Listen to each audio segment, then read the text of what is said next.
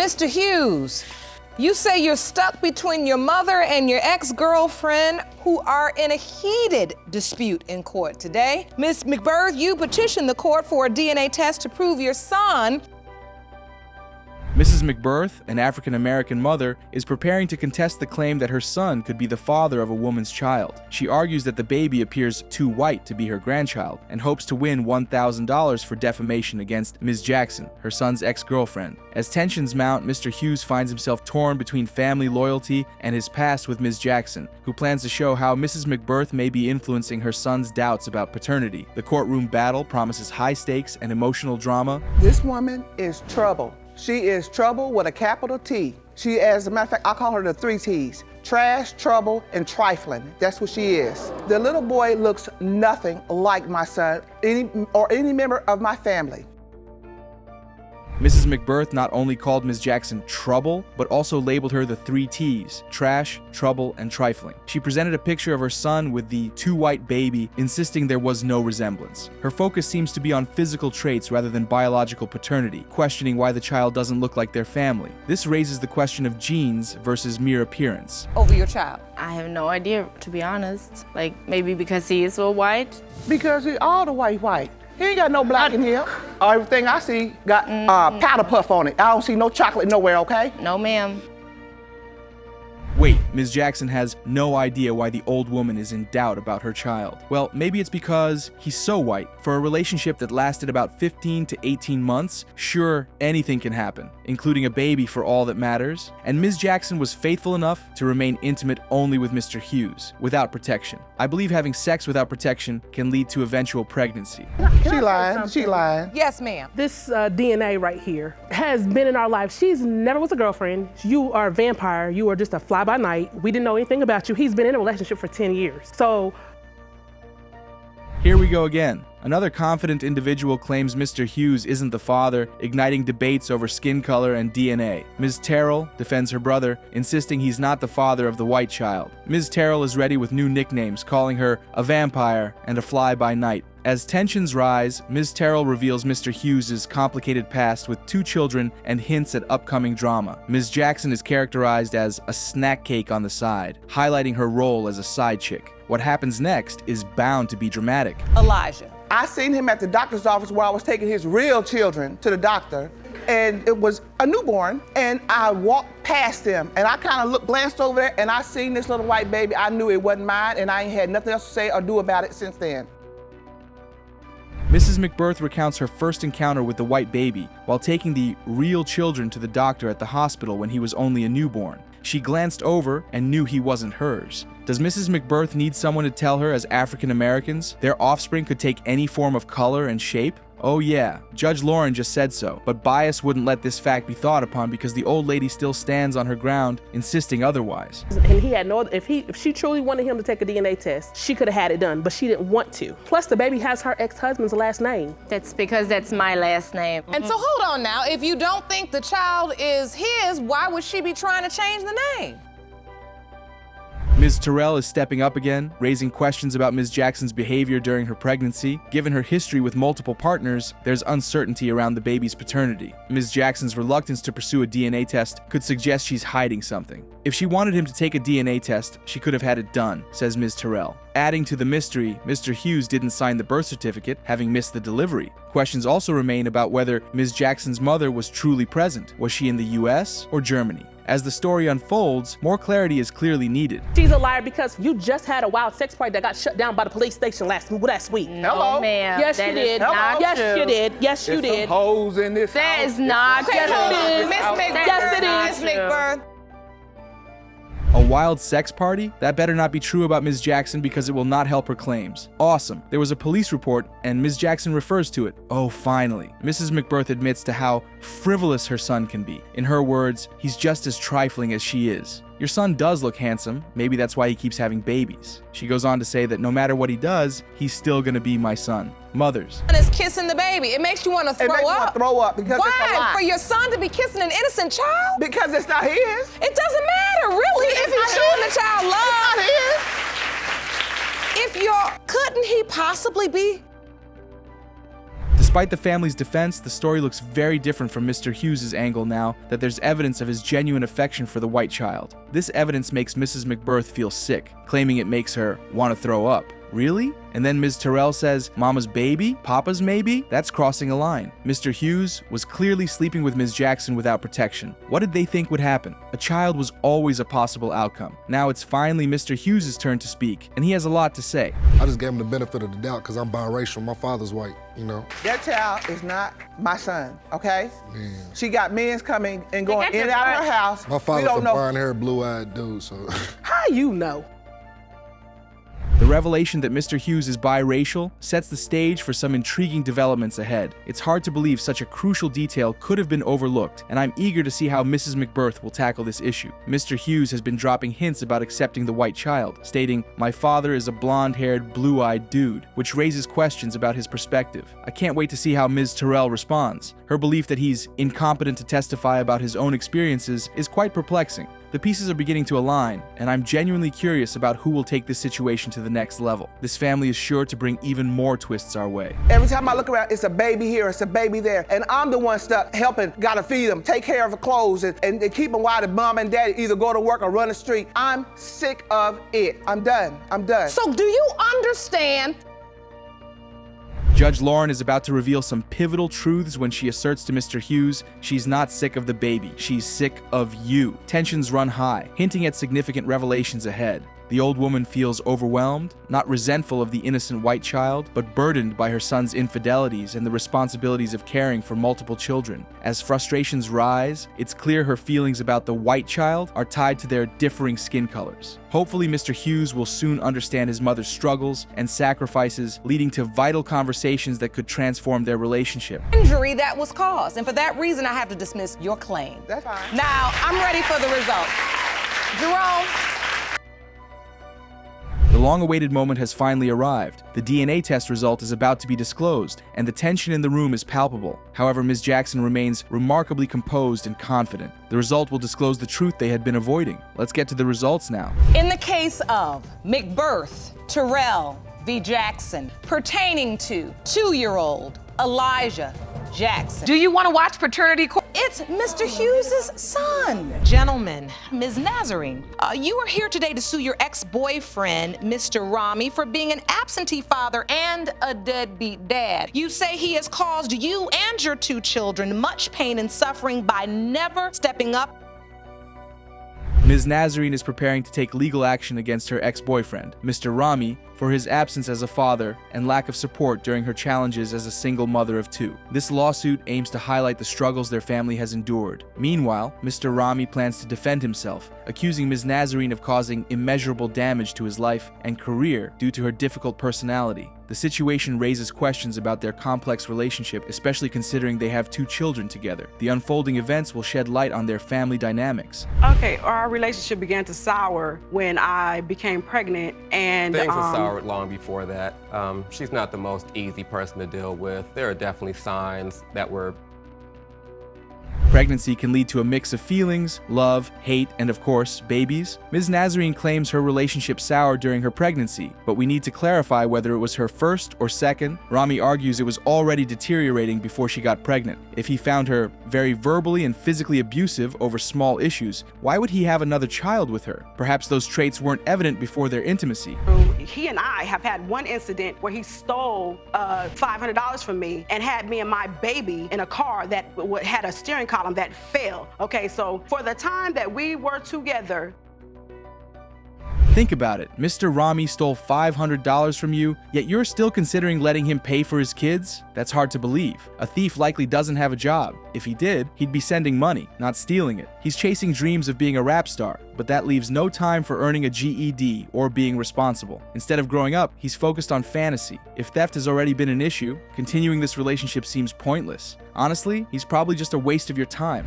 The fact that we might have some children together and that we spend a short period of time enjoying each other's company. Outside of that, can't really co-sign anything else. What level of effort have you put forth to take care? Mr. Rami only agrees to having spent time with Ms. Nazarene and have children, rejecting everything else she suggests, saying, outside of that, can't really co-sign anything else. He sends money when asked, claiming, when I had a job, I have sent help. but could do more. While he's not a complete deadbeat, Ms. Nazarena took the kids across the country without notice. Maybe we should cut him some slack. But what else does he offer besides a $100 bill? You know that. How about the emotional support? What about that? If she wouldn't have taken my children to Georgia from Los Angeles where we had them, I would have been there. Okay, so what happened to me being 7 months pregnant with a 1-year-old and you were gone for 3 years?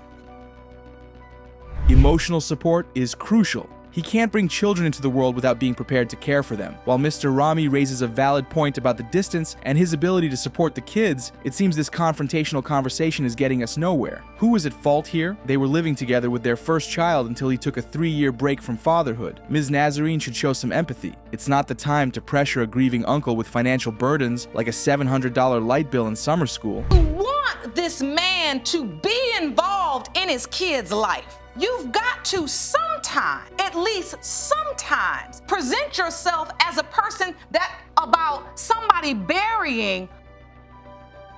Well, regardless of how terrible Mr. Rami could be, it is wise to understand situations and act accordingly. Judge Lauren went on to state, if you want this man to be involved in his kid's life, you've got to sometimes present yourself as a person that somebody would want to be around. Fact. This shows truly why he says she is tough to be with. Tell me about him caring for other children because they are light-skinned. Mr. Rami ain't a light-colored man at all. The comparison honestly makes no sense. The work. She made her decision to be with me with that information. Really? Okay. Now, I've never acted like I was going to go get a job that was going to provide me with a raise and with upward mobility so I can be somebody that's making $100,000 a year.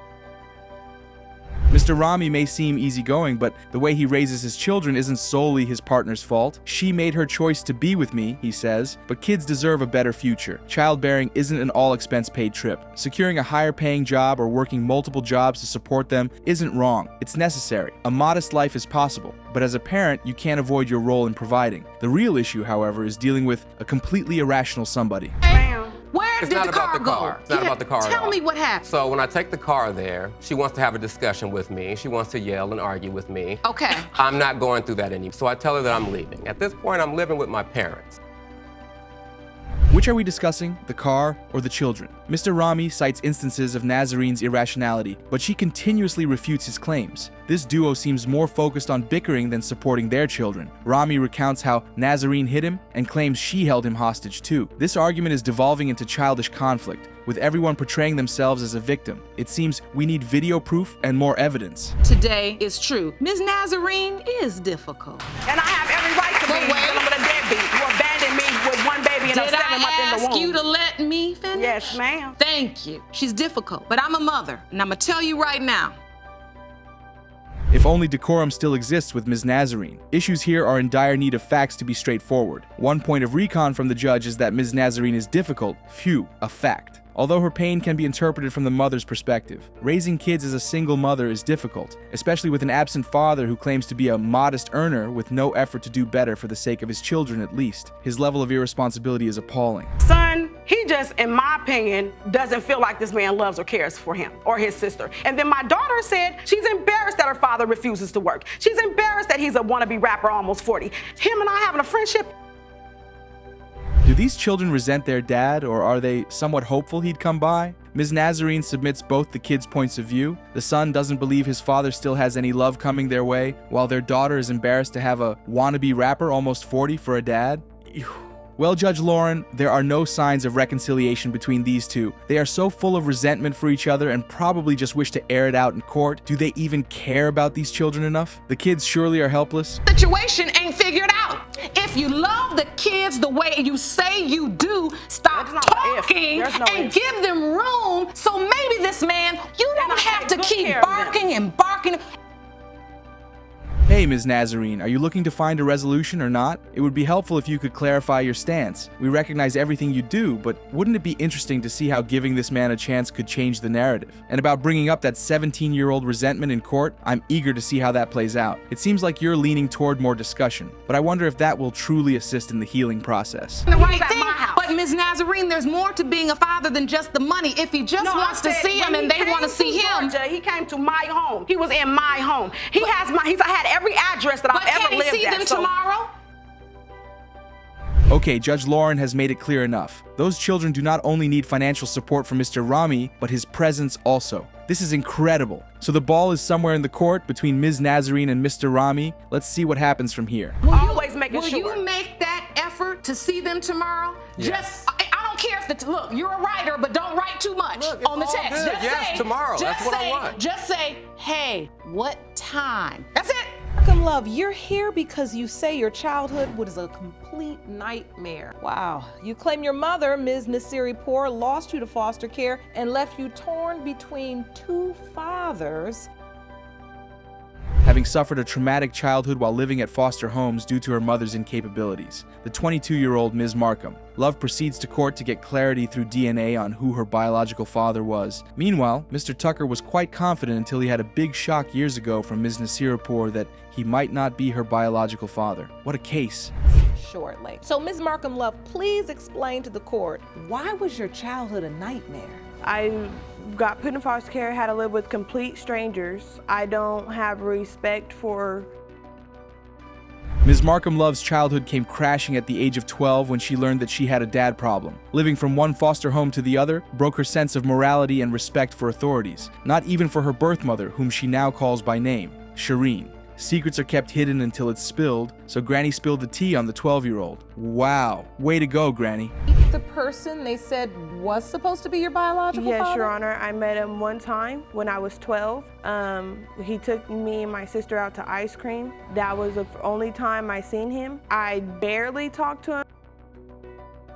Wait a minute, Mr. Golston, the second potential father, just had a peek and left. He just met with his daughter for the first time over an ice cream date and left without coming back. Whoa! Was the ice cream date enough for him to decide that she wasn't his? Or was he simply avoiding fatherly responsibilities? Let's shed more light. Yeah, my daughter was in foster care, and I went to Sacramento to go to court to try to get her. Nasiripour stood up and said that I might not be the father. So you had no doubts in your mind? Yes, it was. No, it's not. Your Honor, that's not true. Poor Mr. Tucker came for his daughter while under foster care, but was thrown off balance by Ms. Nasiripour's revelation that he might not be the father was harsh. Is this supposed to be a tea party? We've got teas spilling? So Ms. Nasiripour did inform Tucker while she was 4 months gone that the child could either be his or for another man, and he left for LA with his girlfriend. You knew when she was 12. You said it still isn't done. Wait. She's 22 years old now. Wait, 12 years old, where was she at? In foster care. So I was more worried about getting her out. Why didn't you than get her keeping then? in. Why didn't you have the DNA done so you could have got her out of foster care? Why is Ms. Nasiripour making it Tucker's fault for not having a DNA test done all these years? Yeah, she is taking care of the child support, but was that the reason to employ the guilt-tripping technique on him? Regardless of the paternity question in the air, Mr. Tucker is quite confident relying on his gut feeling all through the years that the child was his. Father energy, period. Last name has switched. I do not have the birth certificate when my last name was Tucker. So this is your school transcript, Yes. and it's showing that your last name was Tucker. Yes. And it wasn't until you were adopted. Be it or not he was her biological father, Mr. Tucker had been a part of her life since they shared the same surname until she was adopted by a foster home after they began living separately. They had lived together until she was 5 and was adopted at 7, and she last saw him at 9. Well, Mr. Tucker, have you been disappearing? Tell me something I don't know. At Brittany, and she's a month old, his cousin comes over and asks where he's at. I said, I don't know, he's playing basketball. He went and got married at his reception. So that's when it all fell apart, and I still accepted it. You all living together as a family. Wait, what? Who gets married while going to the basketball court? Mr. Tucker lied about going to play some basketball and swoosh. He ran into a wedding hall and got hitched to another woman. Amazing. He was a damn good player. Good one. We met, said he was going to LA. He didn't go to LA. He left me. So a month later, I slept with Darnell, Mr. Golston. So Well, yeah. I'm glad you clarified that. It wasn't like I cheated on him. It wasn't like he rang the doorbell with the A pizza guy? Seriously, Ms. Nasiripour, you do enjoy being complicated. Cheating on Mr. Tucker just a month after he left you during your pregnancy is quite something. Now, Mr. Golston is a potential father too. Now we know where you were while your daughter was in foster care, in prison. Or I see, even when you're talking, you're looking me right in the eye, but you barely look at your daughter. Because I know she's ashamed of me. She's ashamed of me. I love her with all my heart. I love my daughter. I can tell. Maybe if you had loved your daughter better, she could have had a reason to trust and be proud of you, ma'am. Love is not just words. Good thing she has learned to take care of her son better than her mother did to her, poor girl. As for Mr. Tucker, let's hear the results first. In the case of Markham Love v. Tucker Golston, as it pertains to the paternity of Miss Brittany Markham Love. It has been determined, Mr. Tucker, you are not her father. Please be seated. Hello, Your Honor. Hello. This is a case of Wiggins versus Davis. Thank you, Jerome. Good day, everyone. Mr. Wiggins, you are here in court to prove that you are not the father of Miss Davis's child, Aubrey Wiggins, and say today's results will change your life. Is that correct? Mr. Wiggins, the promiscuous married man on his path to repentance, approaches court today to declare that he wasn't the father of his girlfriend's child, hoping to be vindicated by the results in court. Meanwhile, Ms. Davis claims Mr. Wiggins is just plain smart, denying the child Sissy had 3 already. Let's see how this unfolds. My wife went through a separation due to a rough patch. Through my separation, I became a little antsy, I guess, for lack of better terms. Miss Davis was working for a family member of mine, and I seen her, and she was looking good. Okay, Mr. Wiggins first was a rough patch, then you separated from your wife and you became antsy. Next, you went after a good-looking woman walking up some stairs, wearing tight pants, and that was it? You had sex and lasted almost 2.5 years together. Whoa! You ended up starting a relationship with a married man. He was separated at the time. Right. Did you think you were in a relationship? I was. I knew I was in a relationship. You did? 2.5 years we was together. I was telling her what I felt I needed to tell her to ultimately get what I wanted. Awesome. Ms. Davis knew he wasn't officially divorced, yet she believed she was in a relationship with him. How desperate. Ho! Mr. Flirty here was only saying things she would want to hear just so he could get what he wanted, but not a baby. He did promise her marriage and a future together. Such a pro. With my wife. They were pregnant at the same time, your wife and your mistress. Right. They were, Your Honor. They're a month apart. Our children. How did you find out Miss Davis was pregnant? So she kind of told people, and then I asked her to let me tell my wife. Wow, talk about living on the edge. This guy wasn't just skilled, he was a master of double life. Can you believe he managed to get both his wife and mistress pregnant nearly at the same time? What a wild twist. Mr. Wiggins, if you were trying to keep this under wraps, you really missed the mark. Instead of juggling both women, couldn't you have just made things right with your wife? It seems like you wanted all the thrills while taking a break from the marriage. What a thrilling mess you've created. How did your wife find out? Miss Davis told her that she was pregnant and that she wasn't going anywhere. She inboxed her on Facebook, which caused a lot of havoc in my life. You wasn't gonna be a man. Can you believe it? Ms. Davies is finally ready to spill the beans to his wife about her pregnancy. But hang on, what's next? Hey, Mr. Double Player, you've sent your life into a tailspin. It's not your mistress's fault. Your own infidelity pulled the trigger. So stop playing the victim when you're the one who caused the chaos. Oh, and wait for it. Ms. Davies has a tantalizing secret of her own. It wasn't just Wiggins in the picture. What a scandal. We're scrolling on Facebook, and this guy inboxes about meeting her again, and she's telling him, oh, I need some more loving. Slept with him, so to me, saying more means that it's already happened. And so we did not end up. So Ms. Davis, tell me why a random dude inboxes you to meet again and you were asking for some more loving. Or did you sleep with him? Well, Wiggins, it's high time you chose a side. Were you in a relationship with your mistress or not? Because you were upset about a random guy texting her on socials. Exhibit. Your Honor, I'm no Einstein or anything, but I'm educated enough to know my own birth date. This is the birth certificate. Apparently she knew my name. This is the birth date that's listed on Aubrey's birth certificate. My birthday.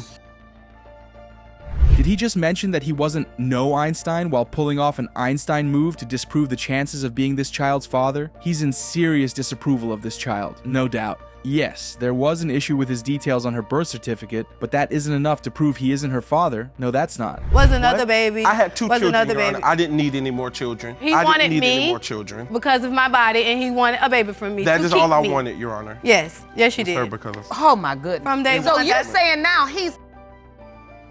Well, Mr. Wiggins, why get intimate with a mistress with no protection when you don't want another child? Make it make sense. Great. He even told her he wanted a baby, damn. This man keeps lying to get what he wants. And now he's got trust issues and trying so hard to reconcile with his ex-wife. Double player. She said it. All right, Never so what said about that. the child you have that's very close in age with your wife, your ex-wife? Right. Are you very active in that child's I life? have custody. They look identical. Okay. They You're look saying identical that to each other. You're saying Aubrey...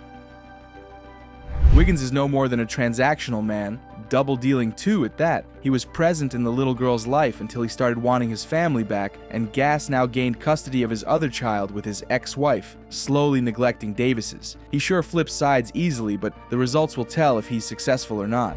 In the case of Wiggins versus Davis, when it comes to 23-month-old Aubrey Wiggins, it has been determined by this court, Mr. Wiggins, you are the father. Mr. Ahmad, you say you were overjoyed to be a father after the birth of your first child, 22-month-old Nevaeh. However, you claim that you were crushed when the defendant later told you another man.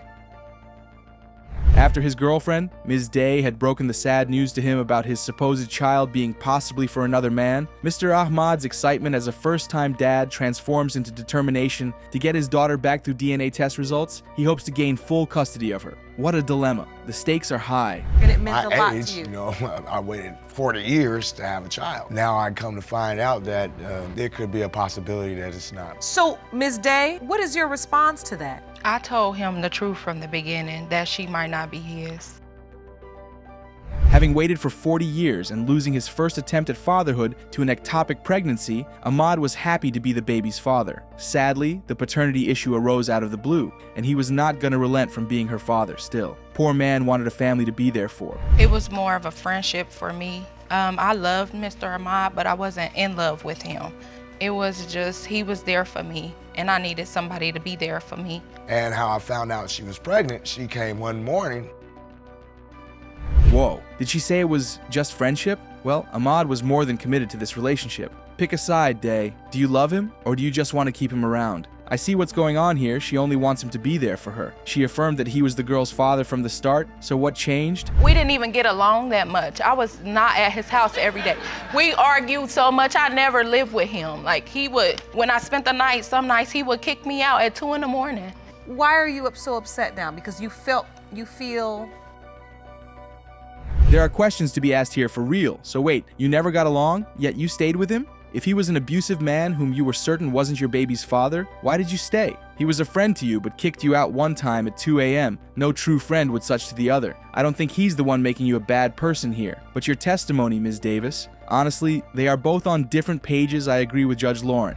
I was present the entire time she was pregnant. I cut the umbilical cord. I signed the birth certificate. After the baby was born, we left the hospital together. Matter of fact, her mother picked me up too. Okay, that's it. Mr. Ahmad here is the most present father ever. Right through the pregnancy to childbirth, he even signed her birth certificate. And now all Ms. Day has to say is she didn't permit him to sign the certificate? Well, if this isn't Top Gear manipulation, then I don't know what else is going on here. Actually, contacted the hospital because we wanted to find out what the protocol was for the execution of birth certificates. And per the hospital where Nevaeh was born, the procedure is when they admit a mother of a child into... The facts don't lie, Ms. Day. So the hospital was contacted, and according to their protocol, Ms. Day submitted Ahmad's last name for her daughter to bear. Now, who's talking about not permitting him to be her daddy when she already gave his name to her daughter as well? She sure sounds so confident stealing a stranger's last name. And you truly believe this other man is Nevaeh's biological father? Yes. Why do you believe that? Because she looks like his kid. She looks like him. She don't look like Mr. Ahmad at all anymore. And so, do you admit that you... Ms. Day, your confidence may be top-notch, but if you hadn't wanted him in your child's life, should his name be on her birth certificate? So he told you he was going to be there for her, and you let him assume the role and position of another man. Come on, Miss Manipulator. Just like her daddy right here. Is that Mr. Ahmad in the picture? Yes, I said she looked like him at first, but she doesn't anymore. As she get older, she looked more like the other man. You're affirming his belief. Hold up. Her Facebook feed was flooded with pictures of Mr. Ahmad and the new baby, tagged with the sweetest captions. Total dad vibes, right? Fast forward, and bam. Suddenly he's not the father? Talk about a plot twist. Why plaster his face all over social media as the daddy, only to drop this paternity bombshell? and the story gets even wilder. Is he an absent dad or not the dad at all? Pick a struggle and make it make sense. I believe she Mr. Flowers because he said he feel in his heart that she is his. What are you feeling like, Mr. Ahmad, this situation is trying to rob you of this beautiful, precious moment in time? Hold on tight. Ms. Day says Mr. Flowers feels the baby is his. How sweet. But guess what? Mr. Ahmad also felt it, stepping into the dad role from day one. Could this sudden paternity switch up be because Mr. Ahmad's wallet is a little light right now? It smells like a financial plot twist to me. Time for the DNA drama to unfold and reveal the truth. It has been determined by this court. The biological father is Mr. Flowers. Ms. Garrett, you are here on a mission today to prove that the defendant, Mr. Boyer, is the biological father of your 2-year-old daughter, Naomi. Is that correct? Yes, Your Honor. You say that after a month of non-stop, unprotected sex with the defendant, Mr. Boyer is entangled in a paternity dispute with Ms. Garrett, his former fling. She insists he's the father of her 2-year-old, the result of a month of unprotected sex. The question remains, can Mr. Boyer escape this situation, or will the truth and its consequences be unavoidable? It's hard. It takes two to tango. We both grown, we both did what we did, and the result to what the fact that we did, we created a beautiful baby girl. And I just need to clarify to him that she is his. Buckle up. Ms. Garrett kicks things off with an admission, but then drops a bombshell. If that kid's Boyer's, he's paying up. Pronto. She was so sure he was the daddy. But wait, Boyer fires back. Why the 2-year silence on his alleged offspring from their contacts and sex days? This paternity puzzle just got a whole lot juicier. What's the real story behind this delayed reveal? And did I hear you say you had 31 days straight of unprotected sex?